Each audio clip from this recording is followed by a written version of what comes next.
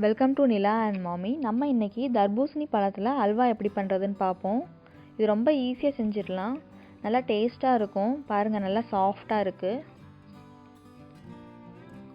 இப்போ இதை செய்கிறதுக்கு நான் இன்றைக்கி தர்பூசணியை சின்ன சின்ன பீஸாக கட் பண்ணி எடுத்துருக்கேன்.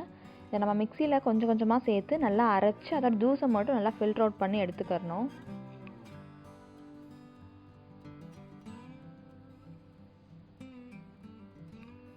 நல்லா ஃபில்டர் அவுட் பண்ணிவிட்டு நான் அந்த ஜூஸ் மட்டுமே 5 கப் எடுத்துருக்கேன் இன்றைக்கி. இந்த 5 கப் ஜூஸ்க்கு நான் 5 டேபிள் ஸ்பூன் கார்ன் மாவை ஆட் பண்ணிக்க போகிறேன். இது கூடயே அரை கப் சர்க்கரை சேர்த்துக்காங்க. சர்க்கரை உங்கள் பழத்தோட டேஸ்ட்டுக்கு ஏற்ற மாதிரி கூட்டவோ குறைச்சிக்கவோ செஞ்சுக்கலாம். கூடவே 1/4 டீஸ்பூன் உப்பு சேர்த்துக்கலாம். இப்போ எல்லாத்தையுமே கட்டி எதுவும் இல்லாமல் நல்லா கலக்கி வச்சுக்காங்க. இந்த மாதிரி நல்லா மிக்ஸ் பண்ணிவிட்டு நான் இப்போது அல்வா கிண்டுற பாத்திரத்தில் இதை சேர்த்துக்கிறேன். இப்போது நம்ம நல்லா ஹை ஃப்ளேமில் வச்சுட்டு ஒரு 10 நிமிஷம் நல்லா இதை கிண்டி விட்டுட்டே இருக்கணும். கையெடுக்காமல் கிண்டிக்கிட்டே இருங்க, இல்லைன்னா நம்மளுக்கு கட்டி கட்டியாக சேர்ந்துடும். பாருங்கள், கொஞ்ச நேரத்தில் எனக்கு நல்லா அது கொதிச்சு திக்காக ஸ்டார்ட் ஆயிடுச்சு.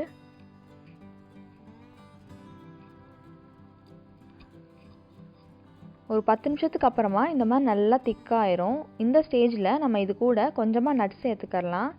நான் இன்றைக்கி பாதாமும் முந்திரி பருப்பு சேர்த்துக்க போகிறேன். நட்ஸை நல்லா சின்ன சின்னதாக நறுக்கி ஆட் பண்ணி சேர்த்துக்காங்க. இப்போது இது எல்லாத்தையுமே நல்லா மிக்ஸ் பண்ணி விட்டுட்டு இது கூட நான் இன்றைக்கி 1 டேபிள் ஸ்பூன் நெய் ஆட் பண்ணிக்கிறேன். நெய் நான் இதுக்கு மொத்தமாக அல்வாவுக்கு 5 டேபிள் ஸ்பூன் சேர்த்துருக்கேன். கொஞ்சம் கொஞ்சமாக ஆட் பண்ணிக்கிறணும் அப்பப்போ. இப்போது மீடியம்லேருந்து ஹை ஃப்ளேமுக்கு செட் பண்ணிவிட்டு நம்ம நல்லா இதை கிண்டி விட்டுட்டே இருக்கணும். அப்பப்போ நெய் சேர்த்துக்காங்க. இந்த அல்வா செய்கிறப்போ கொஞ்சம் டைம் ஃப்ரீயாக இருக்கிற மாதிரி பார்த்துக்காங்க, வேறு எதுவும் வேலை இல்லாமல். ஏன்னா பக்கத்துலேயே இருந்து செஞ்சால் தான் அந்த பதம் நம்மளுக்கு கரெக்டாக கிடைக்கும். இப்போ நான் 1 டேபிள் ஸ்பூன் நெய் ஆட் பண்ணிவிட்டு இப்போ நான் நல்லா கிண்டி விட்டுக்கிறேன். இப்போது எனக்கு இந்த அல்வா பாதி அளவுக்கு வந்துருச்சு. அதோட அளவு நல்லா குறைஞ்சிருக்கு. வற்றி பாதி அளவுக்கு வந்ததுக்கப்புறமா இந்த ஸ்டேஜில் இது கூட நான் அரை டீஸ்பூன் ஏலக்காய் பவுடர் ஆட் பண்ணிக்கிறேன். கூடவே கொஞ்சமாக நெய் ஆட் பண்ணிவிட்டு இதை நம்ம நல்லா மிக்ஸ் பண்ணி விட்டுறணும்.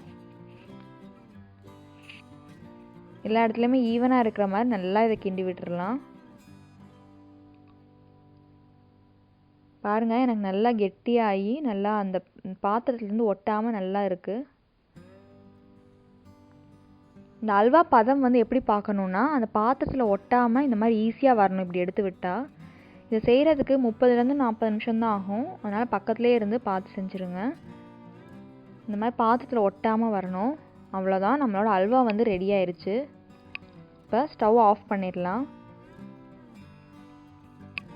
இப்போது அல்வா சூடாக சாப்பிட்றதுக்கும் நல்லாயிருக்கும். இல்லை உங்களுக்கு சின்ன சின்ன பீசஸாக கட் பண்ணணும்னு நினச்சிங்கன்னா இதை நான் ஒரு பேனில் நல்லா கீழே நெய் தடவிருக்கேன். அதில் நம்ம இப்போ மாற்றி வச்சிடலாம்.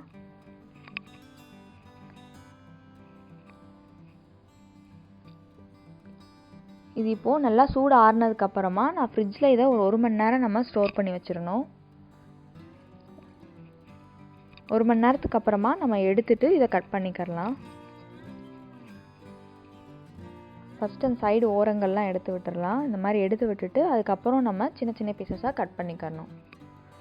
அவ்வளோதான், நம்மளோட வாட்டர்மெலன் அல்வா ரெடி ஆயிடுச்சு. நீங்களும் இதே மாதிரி ட்ரை பண்ணி பாருங்கள். இந்த வீடியோ பிடிச்சிருந்துச்சுன்னா லைக் பண்ணுங்கள், கமெண்ட் பண்ணுங்கள், ஷேர் பண்ணுங்கள். மறக்காமல் சேனலுக்கு சப்ஸ்கிரைப் பண்ணுங்கள்.